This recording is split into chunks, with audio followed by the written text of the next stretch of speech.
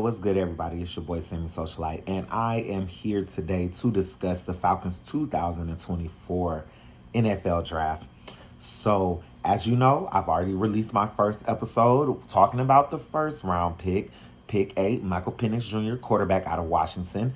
After a few days, like I said, it was a lot of confusion, a lot of people didn't know what that pick was about and what was going on. However, after the past few days, we've kind of calmed down as a fan base and just thought about, okay, so we don't want to have to go through quarterback purgatory anymore. So now we have not only one starting quarterback, we have two starting quarterbacks.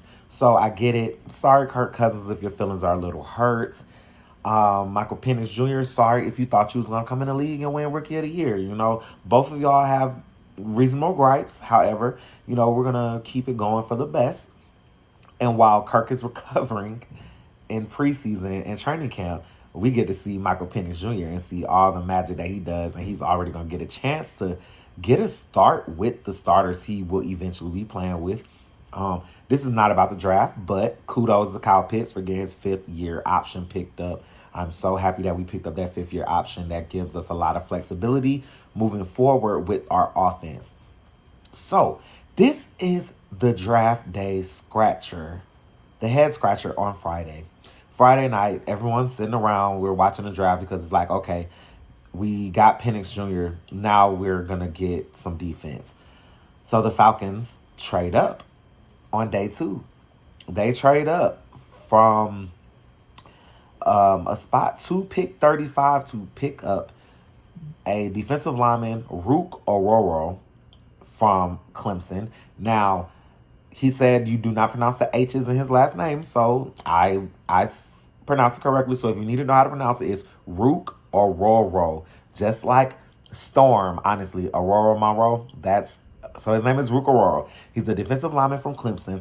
He is a raw product. He has the physical capabilities, but he needs coaching. So we're gonna hope that our defensive line coach and Grady and the people around him can help him build him up fast because he is going to be good. The only issue I have with this pick is that there were better defensive linemen picked after him. There was a player that was first-team All-American at defensive tackle, and he got picked after Aurora. And we traded up, so I was assuming that we were going to get, one of those people and not a project. However, my biggest gripe with this is we lost our second, third round pick number 79. We had to trade that to move up to get Aurora. So Aurora is going to have to pan out, but he's going to have good coaching. So just keep an eye on that. Our third round pick. Now, this is the pick of the Falcons draft for me personally because Braylon Trice is an edge rusher out of Washington. He played with Michael Penix Jr. We got to see him in the national championship game and in the playoffs. And he actually had the most consistent pressures and sacks out of the whole defensive line and defensive end body in this draft. So us getting him in the 3rd round was honestly a steal. And I believe that Braylon Trice is going to come in and play immediately. So Falcons fans, we should definitely be happy about our 3rd round pick in Trice. Now, day 3, Saturday got a little weird. Now, of course, we knew we needed defense. We picked 2 defensive players on day 2. So day 3 is we start off our day, round 4 pick, Brandon Dorless, defensive lineman from Oregon. Now, again, we was in the West Coast scouting a lot, it seems like, because got some defensive players from there. I'm not familiar with Dorless's game. However, I did watch some. I watched the highlights and watched some of his tape, and he's going to be a project, but he definitely has fire. If Jimmy Lake and whoever else is on our defensive staff can develop these guys, we're going to be formidable at defensive line. So I think they did a great job addressing the pass rush. And even though it wasn't the way that we had thought it was going to be with the 1st round pick, we addressed pass rush. Our 5th round pick, J.D. Bertrand, a linebacker from Notre Dame. He also is from the Georgia area, so welcome home, J.D. He is a white linebacker who, apparently we have a thing for white linebackers now for the Falcons, and we're just going to have to see how he pans out. Again, he's not a day one starter. He's going to have to develop, but it's going to be a great pick because if he can get those 12, 13 tackles a game, then he's putting in work, and we need that. Big surprise. We have 6-round draft picks, a total of 3. So we decided to pick running back Jace McKellen from Alabama at running back with our first pick of round 6. Everyone's like, why do we get a running back? Okay, so Cordero Patterson is no longer with the Falcons. Everyone knows the Falcons use 3 running backs.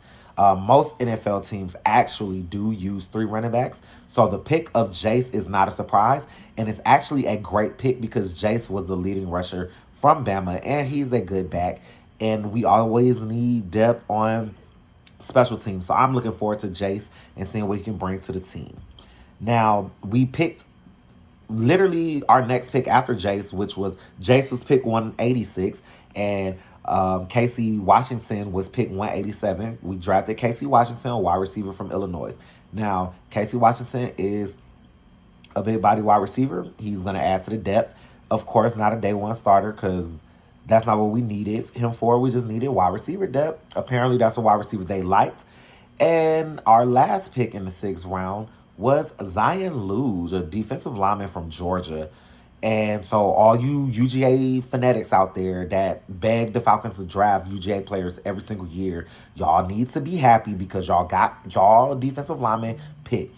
Now, some people will say that Luge was probably the worst defensive lineman that Georgia had, but that's their opinion. And again, hopefully with our coaching staff, we get to see how good he could actually be. And I'm so excited to see what these draft picks do over the next 4 years because, again, the only day one starter that I see is going to be Braylon Trice. I really feel like he's going to come in and take that edge rusher spot, and I'm rooting for him. Of course, we know Michael Penix is going to have to wait a little, and everyone else we're going to see play. We should be excited about this draft. Overall, I'll give it a B because, again, I cannot stress enough that picking a starting caliber quarterback in the first round that you don't plan to start immediately is a waste of a top 10 pick. So I'm going to give us a B. Hopefully we have players that can come in. Now, all the other news networks, news outlets are giving the Falcons Fs or Ds, D minuses and Fs. Not that harsh. I don't hate the Michael Penix pick in the long term. I do not. Now, as for today, yeah. But stay tuned this season. I'm got some great stuff coming for you. Let me know your comments and thoughts about the Falcons draft, and I will talk to you soon.